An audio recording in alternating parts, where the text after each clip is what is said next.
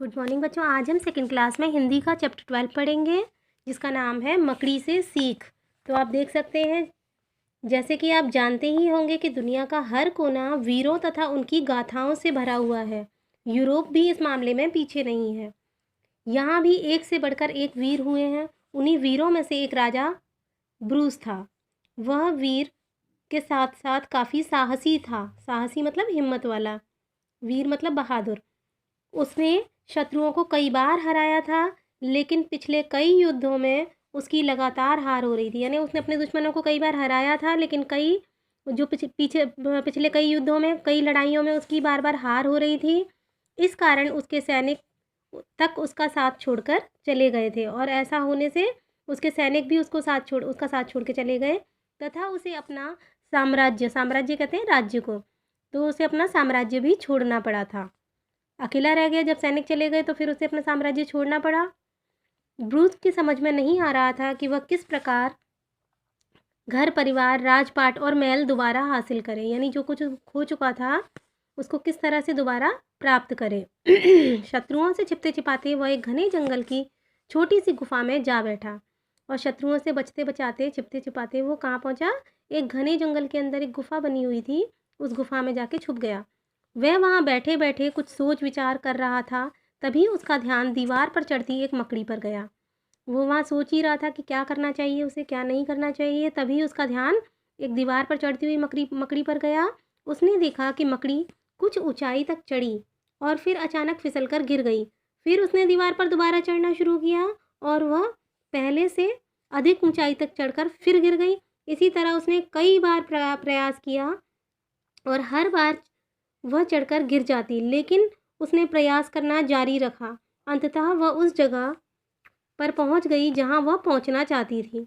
मकड़ी के इस क्रियाकलाप को देखकर, क्रियाकलाप मतलब इस काम को देखकर, उसने सोचा कि इतने प्रयास करने के बाद भी जब मकड़ी ने हार नहीं मानी, तो भला मैं कैसे हार मान सकता हूँ। यह सोचते ही उसमें अद्भुत अद्भुत मतलब अनोखा साहस का संचार हुआ। अनोखी हिम्मत का उसके अंदर अनोखी हिम्मत भर गई। उसने फिर से धन संपत्ति जुटानी शुरू कर दी, यानी उसने फिर से धन दौलत इकट्ठा करना शुरू किया।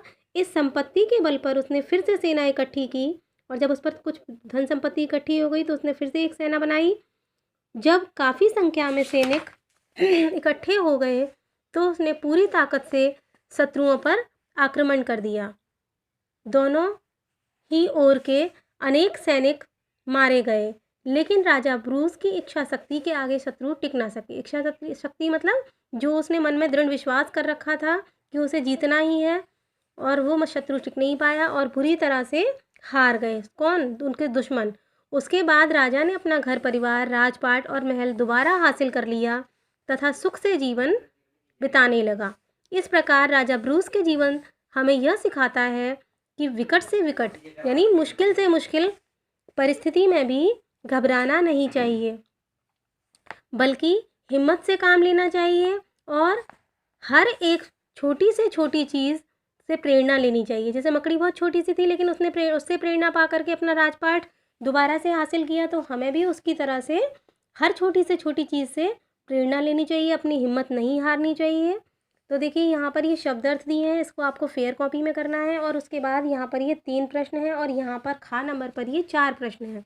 तो इन चारों को मैंने चारों को नहीं बल्कि 7 को, 4 और 3 7, तो इन 7 को मैंने सॉल्व करके रखा है, तो आप यहाँ देख सकते हैं। तो पहला प्रश्न है आपका, ब्रूस ने गुफा की दीवार पर किसको चढ़ते देखा? तो आपने देखा था कि ब्रूस ने गुफा की दीवार पर मकड़ी को चढ़ते देखा। क्या ब्रूस को उसका राजपाट वापस मिला? तो हमने देखा हाँ, ब्रूस को उसका राजपाट वापस मिला। ब्रूस जिस गुफा में छिपा था वह गुफा कहाँ स्थित थी? तो हमने देखा था ब्रूस जिस गुफा में छिपा था वह गुफा घने जंगल में स्थित थी। ब्रूस गुफा में क्यों छिपा था? तो ब्रूस शत्रुओं से बचने के लिए गुफा में छिपा था। हार के कारण ब्रूस ने अपना क्या खो दिया था? हार के कारण ब्रूस ने अपना घर परिवार, राजपाट और महल खो दिया था। तो ब्रूस को मकड़ी से क्या सीख मिली? तो मकड़ी को देखकर ब्रूस ने सोचा कि जब इतने प्रयास करने के बाद भी मकड़ी ने हार नहीं मानी, तो भला मैं कैसे हार मान सकता हूँ, है ना। वो छोटी सी मकड़ी है और ये इतना बड़ा राजा है, तो ये कैसे हार मान सकता है। आखिरी क्वेश्चन है आपका, ब्रूस का जीवन आपको क्या सिखाता है? तो ब्रूस का जीवन हमें यह सिखाता है